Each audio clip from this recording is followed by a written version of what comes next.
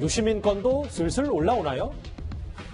어제 못다한 얘기를 지금부터 좀 해보겠습니다. 윤석열 총장이 미공개 정보를 이용해서 주식 매각을 한 의혹을 받고 있는 신라젠 수사에 수사팀을 보강해라라는 지시한 소식 어제 전해드렸었는데요.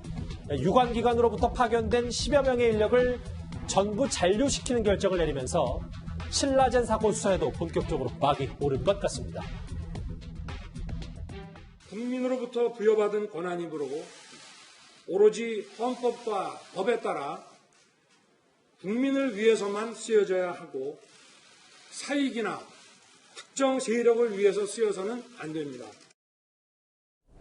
어제 저희가 한 3분 정도 했었는데 오늘 좀 못다한 얘기를 해봐야 돼서 윤 총장이 이렇게 신라젠 수사에 의지를 가하는 이유는 거의 크게 보강해라. 그리고 잔뼈가 굵고 좀 수사 경험이 많은 이 검사들을 대거 투입하라라고 했는데 어느 정도 의지로 저희가 좀 받아들여야 됩니까? 이제 이게 원래는 원래 합수단이 있으면 합수단에서 계속 하고 있었던 거거든요. 근데 합수단이 해체되고 금조부로 이제 좀 축소가 됐죠. 그러니 아무래도 예전에 합수단을 할 때보다는 조금 아무래도 수사력이 약화되는 거 아니냐라는 건 일반적인 관측이거든요. 그런데 윤 총장이 거기다 검사를 3명 파견했다는 얘기는 어제도 제가 말씀을 드렸듯이 윤 총장의 그 강력한 수사 의지를 보여주는 거고, 비록 합수단은 해체는 됐지만 총장이 의지를 가지고 저렇게 관심을 보이고 직접 사건을 챙기면 그 수사는 좀 가속도가 붙을 수밖에 없어요. 네. 그러니 아마 이제까지 다른 사건 하던 시간에 하는 것처럼 윤석열 총장 특유의 아마 드라이브를 좀 걸 거로 좀 보입니다. 조선일 부장, 저하고 화면 같이 보실게요. 오늘 진중권 전 교수가 또 SNS에 이번엔 조금 약간 결이 다른 내용을 했어요. 얘기를 들어보면 유시민 이사장 건도 슬슬 수면 위로 올라오나, 그냥 기본적으로 궁금한 건 신라젠 수사와 유시민 이사장이 도대체 어떤 연관이 있길래 진 전 교수가 이런 의혹을 제기하는 겁니까? 네. 우선 이 신라젠이라는 것은 면역 항암제를 개발하는 그런 회사였죠. 예. 그런데 이 면역 항암제에 대한 기대감으로 주가가 굉장히 고공행진을 했는데요.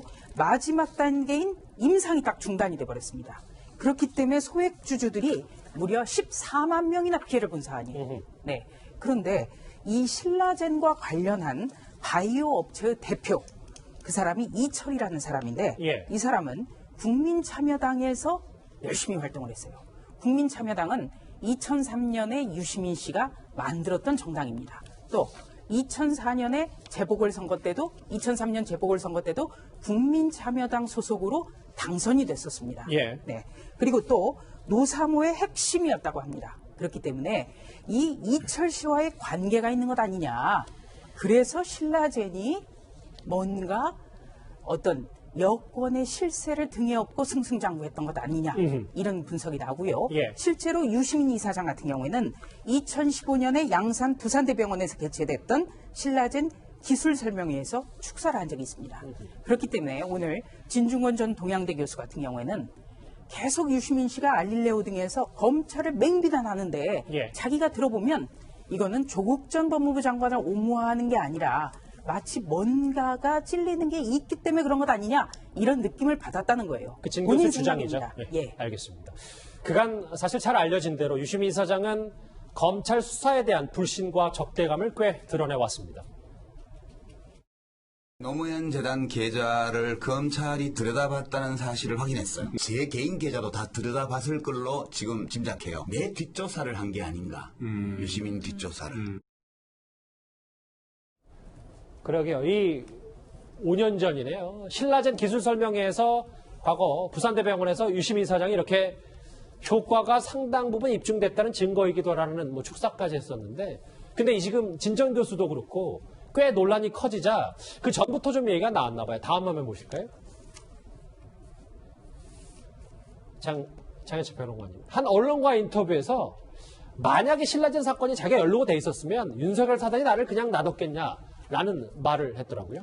글쎄요. 검찰 수사라는 게 모든 걸 처음부터 다 알고 시작하는 경우는 없거든요. 지금부터 이 금융이나 증권 관련 수사가 확대됐을 때 어떤 혐의가 드러날지는 미지수입니다. 예. 드러날 수도 있고 전혀 무관할 수도 있는데, 박근혜 정부 검찰이나 윤석열 총장 검찰이 아직까지 혐의를 확실하게 포착해서 기소하지 않았다는 이유로 무죄라고 주장할 수는 없는 거죠. 우리가 전 대통령이나 전 대통령에 대해서 거의 10년이 더 지난 일에 대해서도 다시금 끄집어내고 수사해서 전 대통령 같은 경우도 감옥에 보내는 나라인데 지금까지 드러나지 않았다 해서 무결하다는 건 논리적 근거가 좀 빈약한 것 같고요.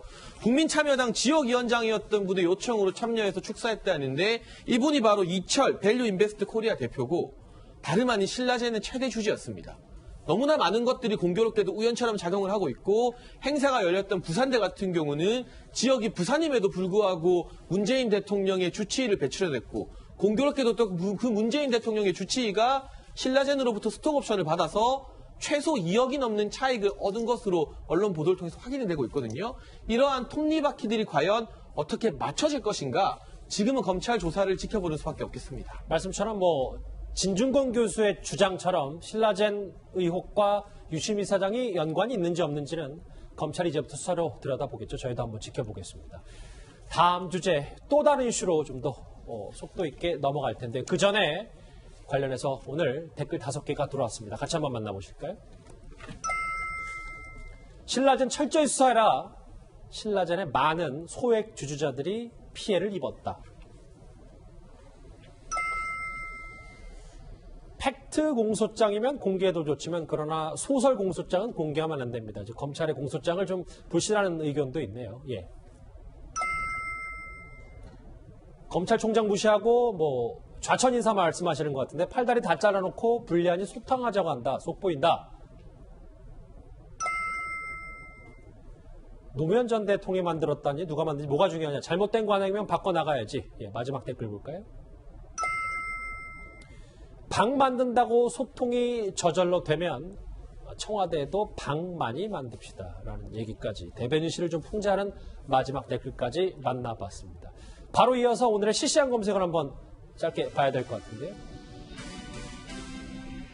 네, 오늘 여러 가지 신종 코로나 바이러스 관련해서 관련 단어들이 실시간 검색어를 장식했고 오늘 특히 1위에는 항소심에서 정치자금법 위반 혐의로 당선 무효형이 내려진 은수미 성남시장의 이름이 가장 맨 위에 올라와 있습니다. 이 소식은 여기서 정리하고요. 다음 주제 분위기를 또 한번 바꿔보겠습니다.